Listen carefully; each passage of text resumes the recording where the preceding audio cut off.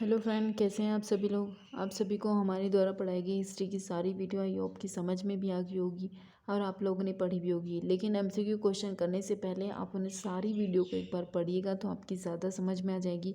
और जिन लोगों ने अभी तक कोई भी हिस्ट्री वीडियो नहीं पढ़ी है, पहले उन वीडियो को पढ़िएगा, तभी आप लोगों की सारी चीज़ें समझ में आएगी। जो भी आपको चीज़ें, इससे पहले आपको कुछ इंपॉर्टेंट फैक्ट भी बताए जाएंगे।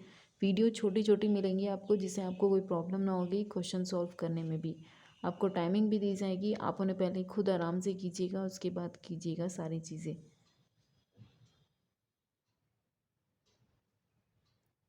ये और जो लोग चैनल से नहीं जुड़े हैं वो सब्सक्राइब जरूर कर लीजिएगा, लाइक शेयर भी कीजिएगा।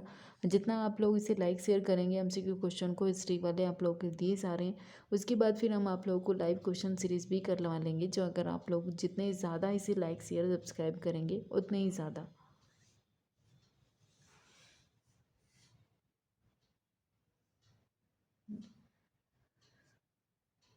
ठीक है। सबसे पहले आप लोगों को यहाँ पे प्राचीन काल से कुछ फैक्ट मिलेंगे।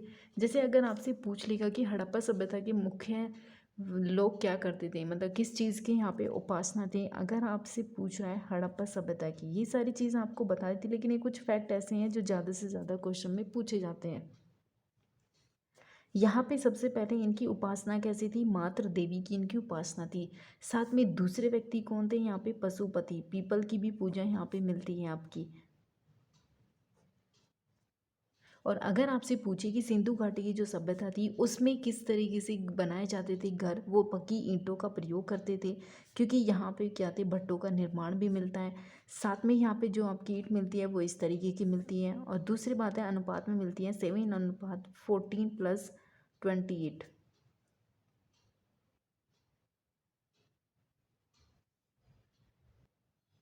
ठीक है। और दूसरी बात, अगर आपसे पूछे कि कैसी सभ्यता थी, सभ्यता कैसी थी, यहाँ पे ये थी आपकी नगरीय, क्योंकि आप लोग को याद रखना चाहिए ग्रामीण सभ्यता नहीं थी, ये नगरीय सभ्यता थी यहाँ पे। और यहाँ एक किस चीज़ का सबसे पहले उत्पादक मिलता है, किसका, कपास का उत्पादन मिलता है। दूसरी बात, यहाँ पे गेहूँ। ठीक है। दूसरी बात, अगर आपसे पूछेगा कि यहाँ का भोजन क्या था, गेहूँ और जौ थे, और इन्हें क्या कहा जाता है, यव।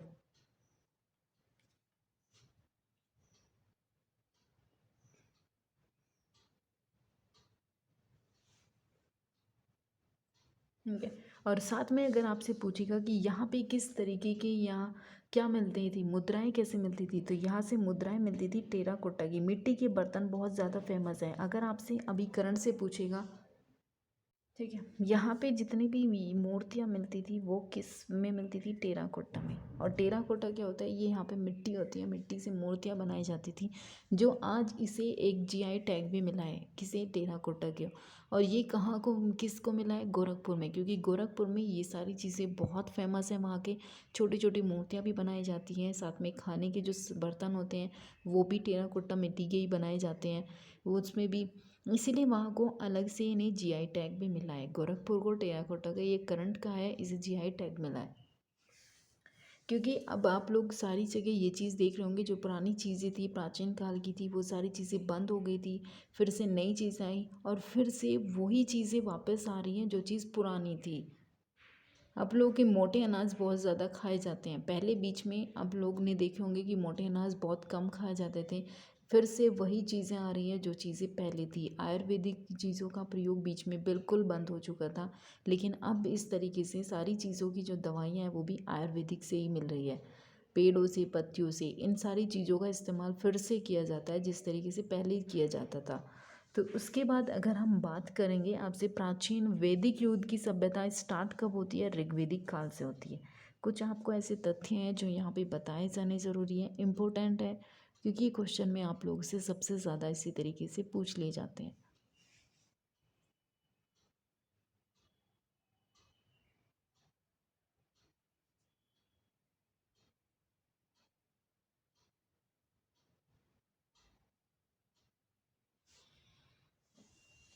ठीक है। अगर आपसे पूछेगा कि यहाँ पे जो वैदिक है, वैदिक की बात हम स्टार्ट कर रहे हैं अब। वैदिक काल में गणित का सर्वाधिक महत्वपूर्ण ग्रंथ कौन है, सर्वाधिक महत्वपूर्ण ग्रंथ कौन था, उसका नाम क्या था, शुल्ब सूत्र। ये आपका क्वेश्चन में आया हुआ है कि शुल्ब सूत्र क्या है, गणित का सर्वाधिक महत्वपूर्ण ग्रंथ है। पूछ लिया, इसे इनडायरेक्ट भी पूछ लेगा कि वैदिक काल में गणित का सर्वाधिक महत्वपूर्ण जो ग्रंथ है वो क्या है, उसका नाम क्या है, शुल्ब सूत्र है। और यहाँ पे गेहूँ, जौ, चावल, तंबाकू, तंबाकू के साथ साथ यहाँ पे फसलों का ज्ञान वैदिक काल के लोगों को नहीं था। अगर आपसे पूछ ले कि इन्हें गेहूँ, जौ, चावल इस तरीके की जो खेती होती थी क्या वैदिक काल में थी, नहीं। वैदिक काल में गाय का यूज़ बहुत ज़्यादा होता है, गाय के दूध का यूज़ किया जाता था, गाय को बहुत पवित्र माना जाता था। गाय पे यहाँ पे युद्ध भी होते थे जिसे गवेषणा कहते थे। अगर आपसे पूछ ले कि गाय से संबंधित यहाँ पे युद्ध भी होते थे जिसे गवेषणा या गविष्णा, इस तरीके से आपको नाम मिलेंगे अलग अलग तरीके से। और गाय के दूध को निकालने वाली को दुहिता कहते थे, क्योंकि लड़कियां दूध निकालती थी उन्हें दुहिता कहा जाता था। और गाय पे ही युद्ध होते थे, गाय को सबसे ज़्यादा पवित्र माना जाता था, गाय की चीज़ों का ही यहाँ पे सबसे ज़्यादा यूज भी होता था।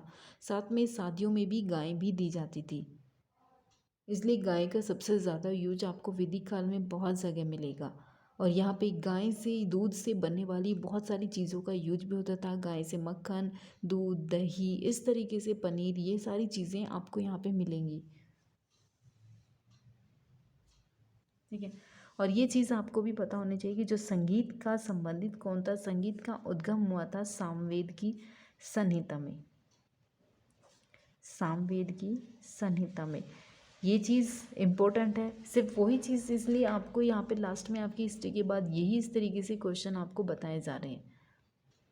आपको ये भी चीज़ पता होगी कि जो महात्मा बुद्ध थे, इन्हें कुशीनगर में इन्होंने अपने प्राण त्यागे थे, जो आपको बताए गए थे। इंपॉर्टेंट है, आपका रिवीजन भी हो जाएगा, क्योंकि कुसाया में ये मरे थे, वहाँ पे लेटे हुए इनकी मूर्तियाँ हैं कुशीनगर में। और जब ये मरे थे तो इन्हें महापरिनिर्वाण कहा जाता था।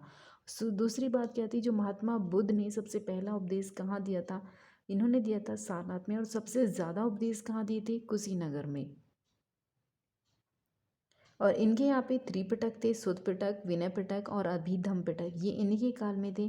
साथ में अगर आपसे पूछे कि अजंता की गुफाओं का सबसे ज़्यादा कलाकृतियाँ कहाँ मिली, गुप्त काल में मिली थी।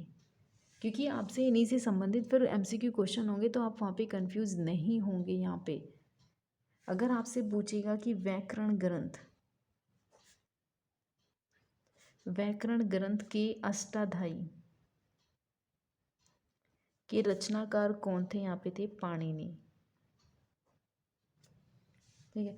और अजात शत्रु थे, यहाँ पे अजात शत्रु ने राज सिंहासन जब प्राप्त किया था और अपने पिता बिंबिसार की हत्या की थी, उसी तरीके से अजात शत्रु की हत्या भी उसके पुत्र उदयन ने की थी।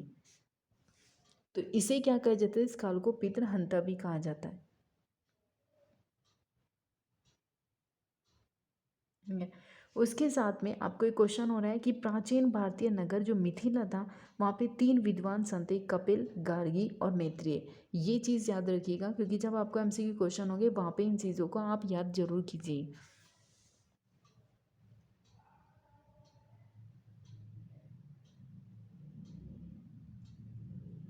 ठीक है।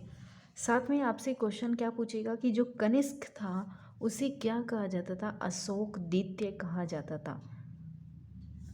दूसरी बात, यहाँ पे जो कुषाण काल था, वहाँ पे गांधार कला विकसित किसके काल में हुई थी, कुषाण कला के काल में। कुषाण काल में गांधार कला का विकास हुआ था। और गांधार जो कला थी वो यूनानी रोमन कला को ही गांधार का स्थान प्राप्त हुआ था। किसको, यूनानी कला को। वीडियो छोटी होगी, इस बात का बिल्कुल भी मत कीजिए, क्योंकि आपको छोटे छोटे चीज़ों में बहुत सारे फैक्ट आप लोगों को मिलेंगे। फिर आपको एक वीडियो में 10 से 12 क्वेश्चन आराम से मिलेंगे, उन्हें सॉल्व कीजिएगा। आपको पूरे डिटेल के साथ, उनको पूरी इसके साथ आपको एनालाइज करके ही बताए जाएंगे।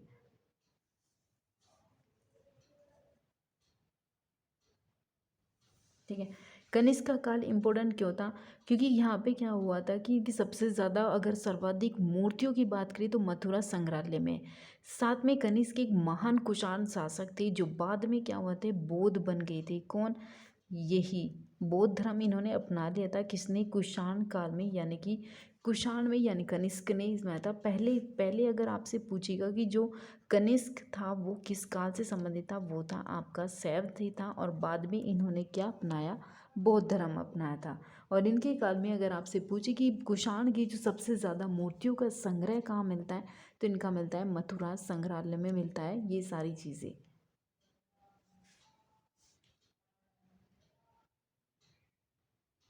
ठीक है।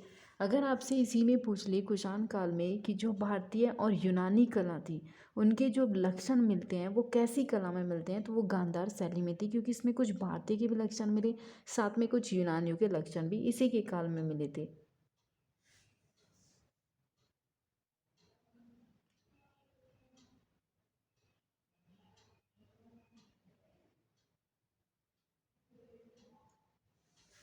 ठीक है। उसके साथ नेक्स्ट क्वेश्चन क्या है, जो आपका गुप्त वंश था इसकी अगर दरबारी भाषा की बात करें, दरबारी भाषा कौन सी भाषा थी इसकी, संस्कृत। ठीक है। उसके बाद आपसे पूछेगा कि जो अजंता की गुफाएं हैं, अजंता की गुफाएं कहाँ मिली थी। अजंता की गुफाएं महाराष्ट्र के औरंगाबाद में है, और यहाँ पे बहुत सारी चित्रकलाएं प्रसिद्ध है, बहुत सारी आपको चित्र मिलेंगी गुफाओं में।